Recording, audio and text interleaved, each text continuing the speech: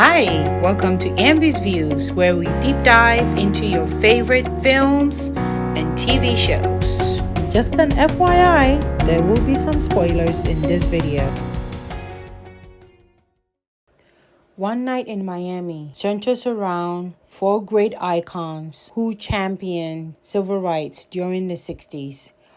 The film stars Kingsley Ben-Adir as Malcolm X, Aldous Hodge as Jim Brown, Eli Goree as Cassius Clay, a.k.a. Muhammad Ali, and Leslie Odom Jr. as Sam Cooke.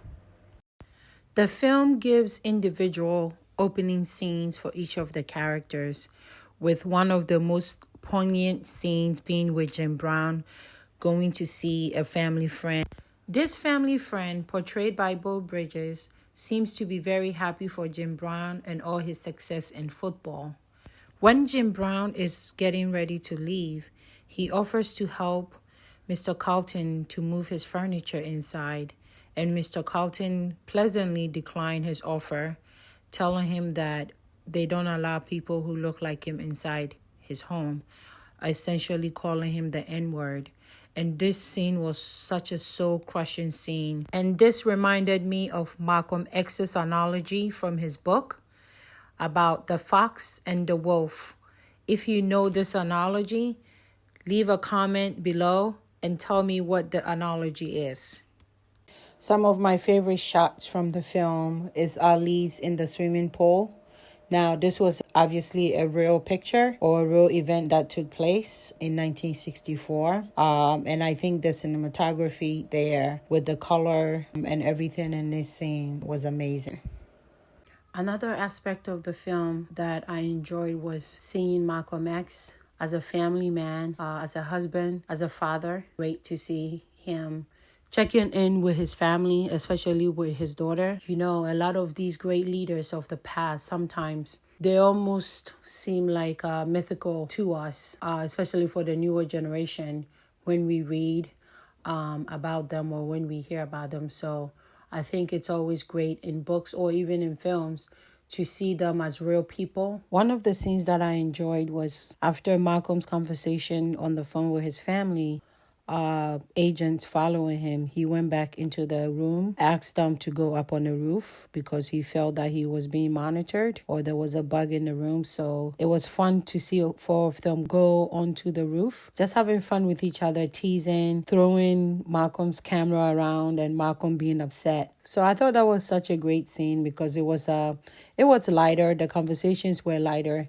It's always so great to see, such people having fun because we don't get to see that, right? While up on the roof, Malcolm picks on Sam, basically telling him how he doesn't use his voice to help the cause and how he has a wider reach compared to the rest of the group. And of course, Sam Cooke defends himself, talking about having his own label and having Black artists be on his label and his management and entrepreneurship, and how that is just as inspiring as Malcolm giving speeches. Now, Malcolm, when they go back inside the room, further tears into Sam Cooke. It was so marvelous to watch. One of the most memorable lines in the film is from Sam Cooke about how people say they want a piece of the pie, but he'd rather have the recipe instead, basically contending that it's better to build your own than to wait for something to be given to you, which can be translated as creating your own opportunities. Now, I think for me, one of the best performances, it's from Malcolm's character after ripping into Sam Cooke and Sam Cooke leaving the room and Malcolm talking about how the line in the sand has to be drawn and Black people dying in the street every day. I think that scene is such a powerful scene. I'm sure this actor is going to get nominated for the Academy Awards for this scene. Towards the end, they break them into pairs with Jimmy Brown and Malcolm X in the room while Cassius Clay and Sam Cooke leave. And I think this was a great way for us to focus on each of the characters.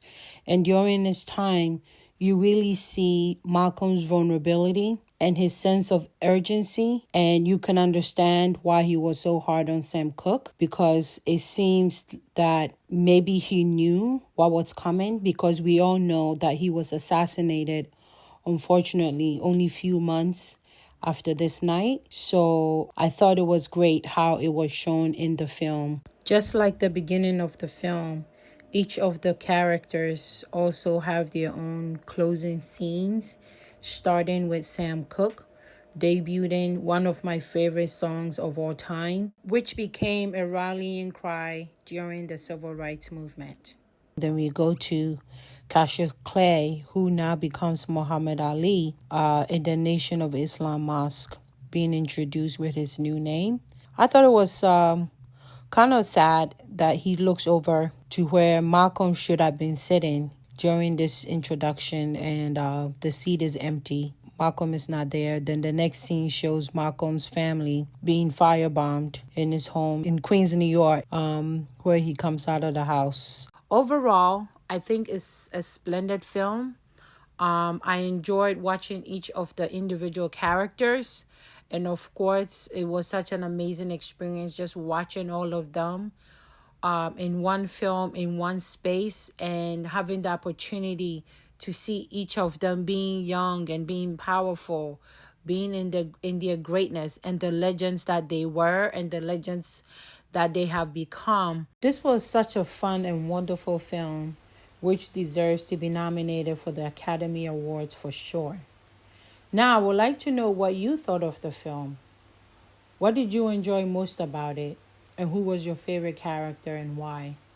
Thank you so much for watching my first ever review, and please like and subscribe.